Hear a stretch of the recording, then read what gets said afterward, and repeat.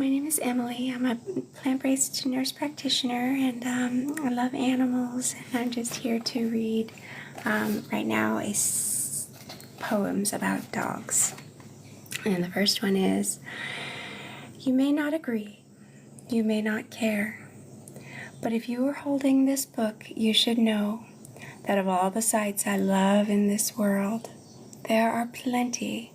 Very near the top of this list is this one: dogs without leashes.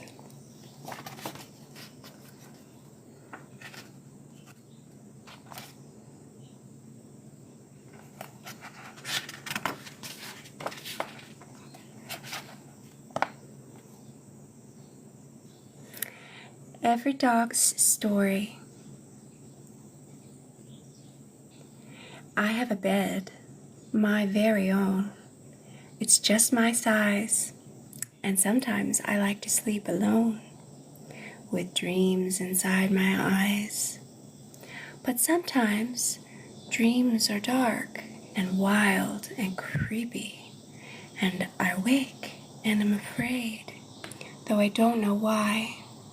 But I'm no longer sleepy, and too slowly the hours go by. So I climb on the bed where the light of the moon is shining on your face, and I know it will be morning soon.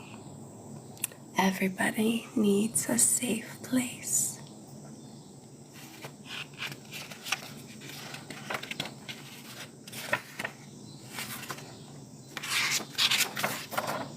The next poem is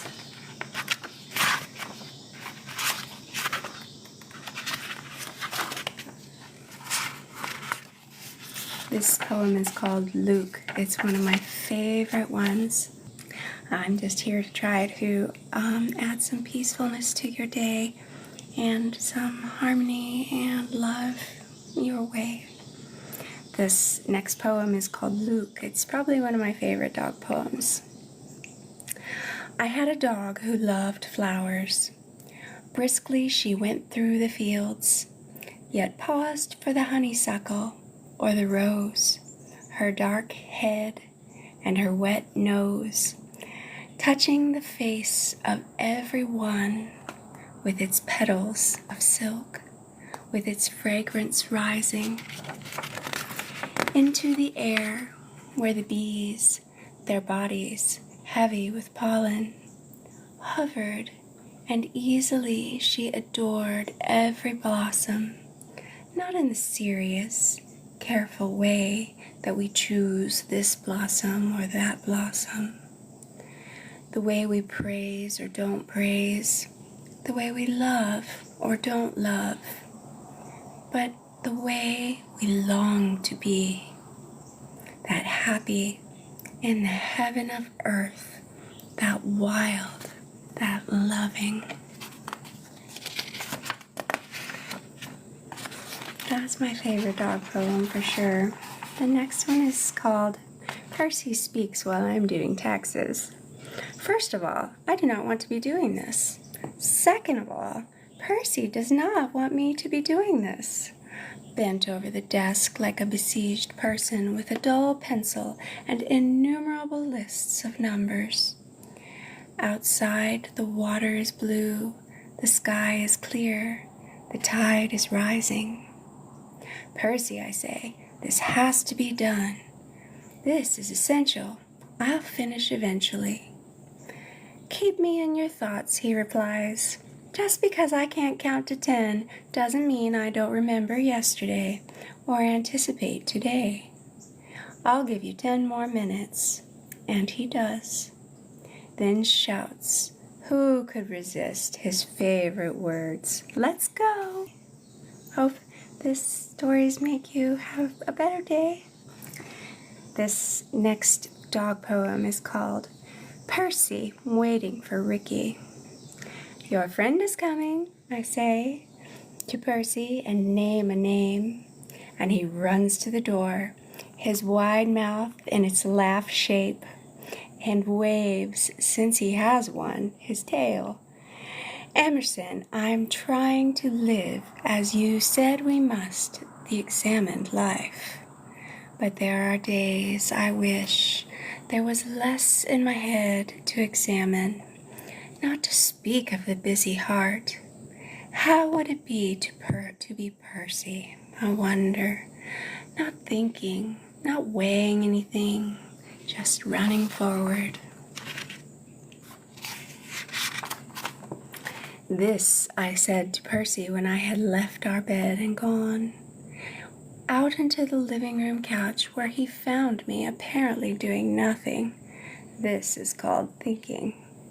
It's something people do, not being entirely children of the earth, like a dog or a tree or a flower. His eyes questioned such an activity. Well, okay, he said, if you say so.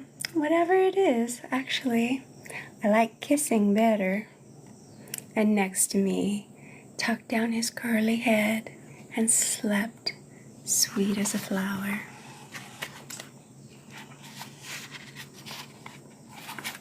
This next poem is called For I Will Consider My Dog Percy. For I will consider my dog Percy, for he was made small but brave of heart. For if he met another dog, he would kiss her in kindness. For when he slept, he snored only a little, for he could be silly and noble in the same moment. For when he spoke, he remembered the trumpet, and when he scratched, he struck the floor like a drum. For he ate only the finest food, and drank only the purest water, yet would nibble a dead fish also. For he came to me impaired, and therefore certain of short life, yet thoroughly rejoiced each day.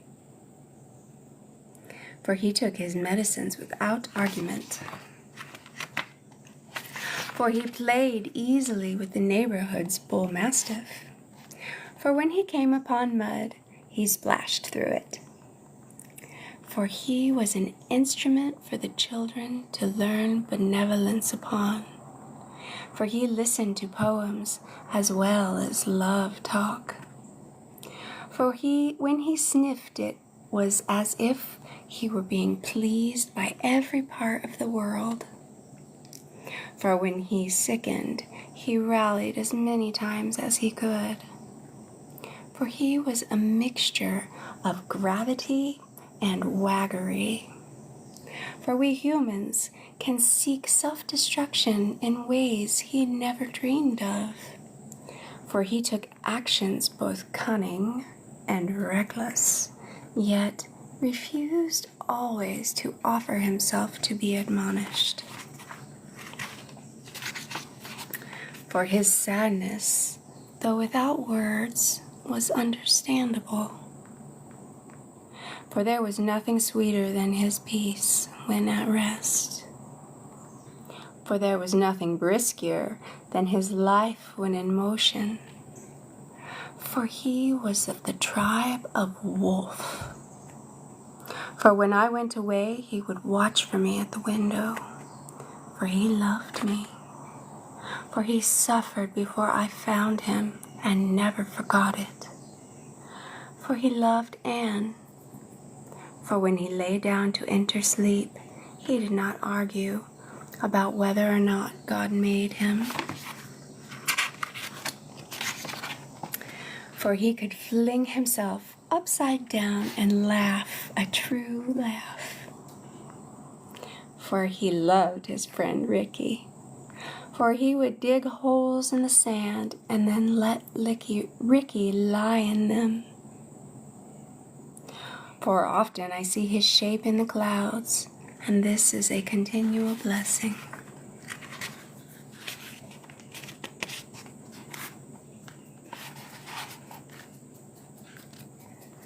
This next poem is from Dog Song's book, and this poem is called The First Time Percy Came Back. The first time Percy came back, he was not sailing on a cloud. He was looping along the sand as though he had come a great way. "Percy!" I cried out, and reached to him. Those little white curls. But he was unreachable, as music is present, yet you can't touch it. "Yes, it's all different," he said. "You're going to be very surprised." But I wasn't thinking of that. I only wanted to hold him. "Listen," he said. "I miss that too. And now you'll be telling stories of my coming back. And they won't be false, and they won't be true, but they'll be real." And then, as he used to, he said, "Let's go." And we walked down the beach together.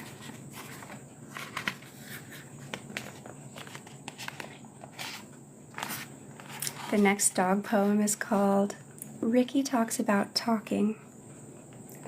"Ricky, can you explain how it is that Anne and I can talk with you, as we did with Percy too, and we all understand each other? Is it kind of a miracle?" "It's no miracle," said Ricky. "It's actually simple. When you or Anne talk, I listen. When I talk, you listen, as you did with Percy." "Of course we listen." "No, I mean really listen. Here's a story, and you don't have to visit many houses to find it. One person is talking, the other one is not really listening. Someone can look like they are, but they're actually thinking about something they want to say, or their minds are just wandering. Or they're looking at that little box people hold in their hands these days, and people get discouraged, so they quit trying. And the very quiet people, you may have noticed, are often the sad people. Ricky, you have really thought about this, so we can talk together because we really listen. And that's because, yes, because we care." That's a good poem. This next poem from Dog Songs is called Wicked Smile. The Wicked Smile. "Please, please, I think I haven't eaten for days." "What? Ricky, you had a huge supper." "I did? My stomach doesn't remember. Oh, I think I'm fading away. Please, make me breakfast and I'll tell you something you don't know." He ate rapidly. "Okay," I said. "What were you going to tell me?" He smiled, the wicked smile. "Before we came over, Anne already gave me breakfast," he said. Be prepared. A dog is adorable and noble. A dog is a true and loving friend. A dog is also a hedonist.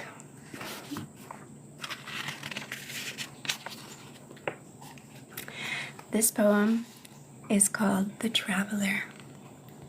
"Ricky, your ancestors are from Cuba, right?" says Ricky. "So I'm told." "But you were born in Florida." "I was a baby. How would I know? But that's what I'm told." "And you've lived in Massachusetts and other states, and also Mexico, and now Florida again. And heaven knows what other places you may travel to." He shrugged his shoulders casually and smiled. "Je joue un chien du monde," he said.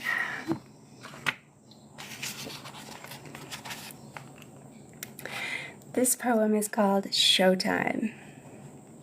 And here come the dogs, brushed, trimmed, polished. "What on earth have they done to them?" said Ricky. "They're half shaved and wearing pillows on their heads. And where are their tails?" "It's the rules," I said. "And look at those women trying to run. They sure don't look like you." "Thank you," I said. "I'm getting a headache looking at this. I have to bark." And then he began. "It does no good to bark at the television," I said. "I've tried it too." So he stopped. If I ever meet one of those dogs, I'm going to invite him to come here, where he can be a proper dog. Okay, I said, but remember, you can't fix everything in the world for everybody. However, said Ricky, you can't do anything at all unless you begin. Haven't I heard you say that once or twice? Or maybe 100 times. This next poem from Dog Songs is called A Bad Day. Ricky, why are you barking and trying to rip up the couch? Can't you settle down? It's been a long day. It sure has. First you forgot to take me out. Then you went to the market and heaven knows where else. And my dinner was late. And our walk was short. And now you're supposed to be on the floor playing with me. But no, you're doing something else. So I thought I'd give this little couch a little distress. Well, don't. Be a good boy. Honestly, what do you expect? Like you, I'm not perfect. I'm only human. The next poem is called Henry. Henry. What is that? Said Ricky as Henry came through the door. That's Henry, I said. He's a bulldog, and he's come to stay with us with my friend Linda. He's a horse, said Ricky. Already my heart is pounding. Yes, he's big, but he's supposed to be. Say hello to him. Really? Well, hello, Henry. I hope you don't gobble up all my toys. Henry, snort, snort, snort, snort. Ricky, to me, he's not very good with words, is he? Henry, after another snort, clambered onto the couch. Ricky shouted, There isn't room for both of us. Sure there is. Just move over and give yourself a little time to get to know him. Ricky sat closer, but with a nervous look. It was a wonderful week. My friend and I talked. We walked on the beach. Henry and Ricky went swimming. They dug a hole together. No toys got eaten. Finally, they had to leave. Ricky, by that time, was friendly with limping, lumbering 15-year-old Henry.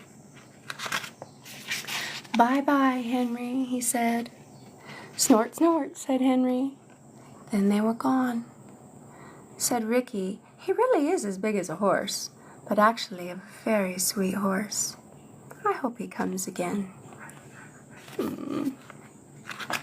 Oh, sweet.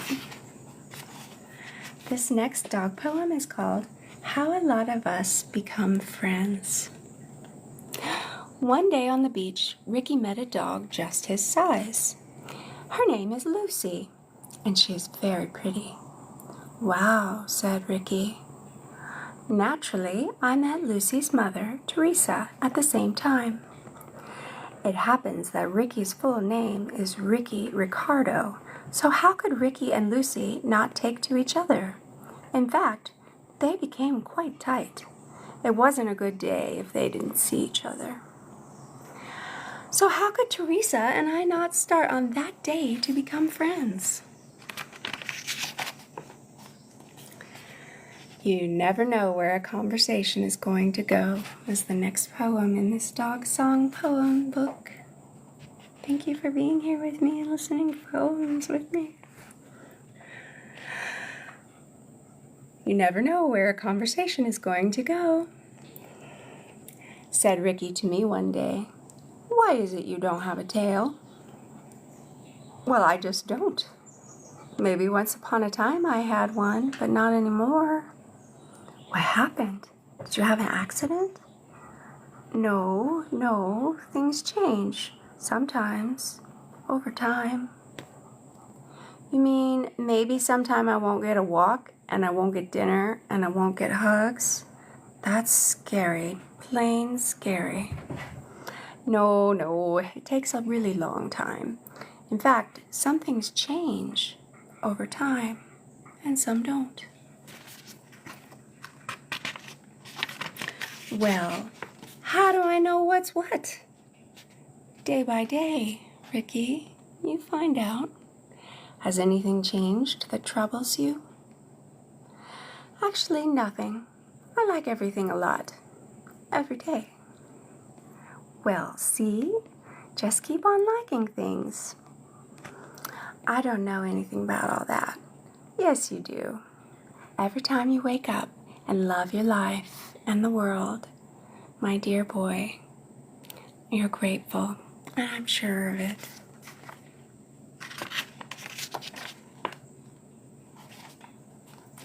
This next poem is called Dog Talk. He is ahead of me in the fields, poking about in the grass. By the time I reach him, the last of the newborn field mice are disappearing down his throat.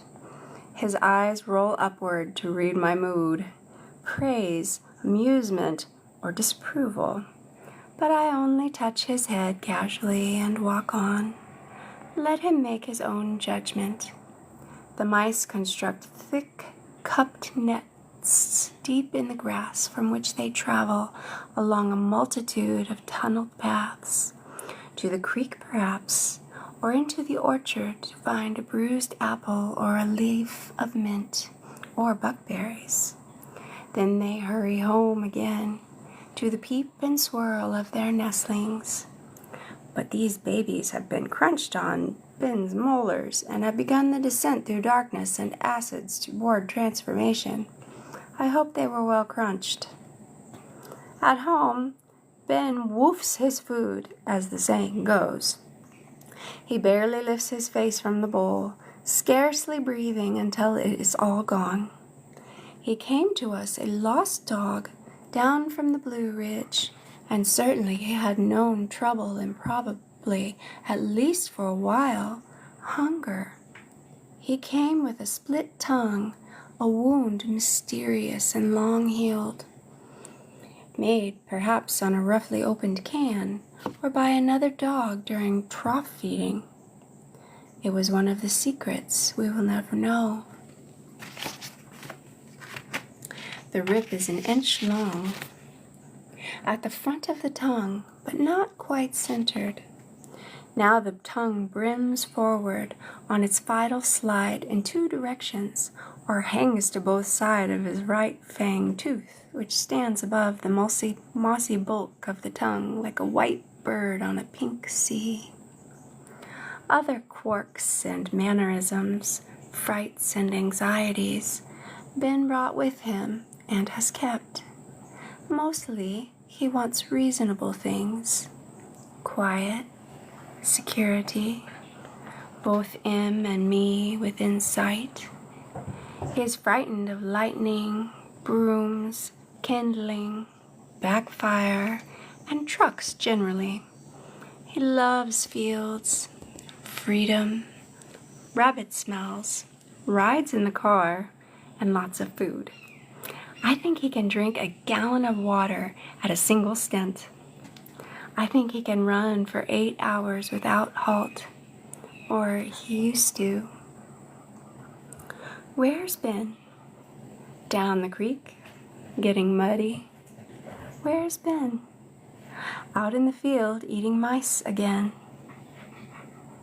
Where's Ben? Upstairs in his room, sleeping on his 4 pillows and his blue blanket. Of night and the dog, you cannot elaborate the dark thickness of it as he can. You cannot separate the rich, rank threads as they make their way through the grasses. Mouse, bull, mink, nails of the fox, and then the thin stream of his urine drops sticking to the grass blades, necklace of pale gold. And the rabbit, his paw smell, his juice or a single strand of fur, or a bleat from a gland under the white tail, or a bead of excrement, black pearls dropped off here and there. I have seen Ben place his nose meticulously in the shallow dampness of a deer's hoof print and shut his eyes as if listening. But it is smell he is listening to, the wild, high music of smell that we know so little about. Tonight, Ben charges up the yard. Bear follows, and they run into the field and are gone.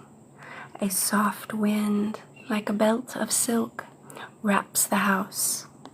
I follow them to the end of the field, where I hear the long-eared owl at wood's edge in one of the tall pines. All night the owl will sit there inventing his catty racket, except when he opens pale wings and drifts moth-like over the grass. I have seen both dogs look up as the bird floats by, and I suppose the field mouse hears it too, in the pebble of his tiny heart, though I hear nothing. Bear is small and white with a curly tail. He was meant to be idle and pretty, but learned instead to love the world and to romp roughly with the big dogs. The brotherliness of the two, Ben and Bear, increases with each year. They have their separate habits, their own favorite sleeping places. For example, yet each worries without let-up if the other is missing. They both bark rapturously and in support of each other. They both sneeze to express pleasure and yawn in humorous admittance of embarrassment. In the car, when we are getting close to home and the smell of the ocean surrounds them, they both sit bolt upright and hum. With what vigor and intention to please himself, the little white dog flings himself into every puddle on the muddy road. Some things are unchangeably wild, others are stolidly tame. The tiger is wild, and the coyote, and the owl. I am tame. You are tame. There are wild things that have been altered, but only into a semblance of tameness. It is no real change. But the dog lives in both worlds. Ben is devoted. He hates the door between us, is afraid of separation. But he had, for a number of years, a dog friend to whom he was also loyal. Every day they and a few others gathered into a noisy gang, and some of their games were bloody. Dog is docile and then forgets. Dog promises and then forgets. Voices call him. Wolf faces appear in their dreams. He finds himself running over incredible lush or barren stretches of land. Nothing any of us have ever seen. Deep in the dream, his paws twitch, his lip lifts. The dreaming dog leaps through the underbrush and enters the earth through a narrow tunnel and is home. The dog wakes, and the disturbance in his eyes when you say his name is a recognizable cloud. How glad he is to see you, and he sneezes a little to tell you so. But the falling back, fading dream where he was almost there again in the pure, rocky, weather-ruled beginning, where he was almost wild again and knew nothing else but that life, no other possibility. The world of trees and dogs and the white moon, the nest, the breast, the heartwarming milk, the thick-mantled ferocity at the end of the tunnel, known as Father, a warrior he himself would grow to be. Dog promises and then forgets. Blame him not. The tooth glitters in the rigid mouth. The fur lifts up along the spine. He lifts a leg and sprays a radiant mist over a stone or a dead toad or somebody's hat. He understands what is wanted and tries again and is good for a long time and then forgets. and it is exceedingly short, his galloping life. Dogs die so soon. I have my stories of that grief. No doubt many of you do also. It is almost a failure of will, a failure of love, to let them grow old, or so it feels. We would do anything to keep them with us and to keep them young. One gift we cannot give.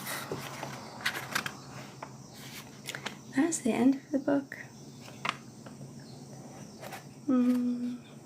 I had a dog who was 15, and she was Brittany, and she had hospice come, and she had a good death. We talk a lot about having a good life, but it's important to try to have a good death too. And we were able to lay on the floor with her in her bed, and the hospice nurse was our doctor was very wonderful and gave us time to say goodbye. It was a good death. And just love your dog. They love you so much. I saw a quote that said one time, I just wish I could be the person my dog thinks I am. It was really good. I hope you have a really good night, and I hope you come back to listen to me again. Good night. I love you.